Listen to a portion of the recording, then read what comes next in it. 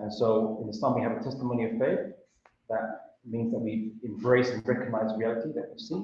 We embrace the truth and we accept it with our entire heart. So if you're ready, okay, alhamdulillah. I'll say the Arabic and then I'll say the English afterwards. And then you can then repeat both as you like. Okay. The first is I bear witness. I bear witness. Ashhadu. Ashhadu. Anna la ilaha Anna la ilaha illallah.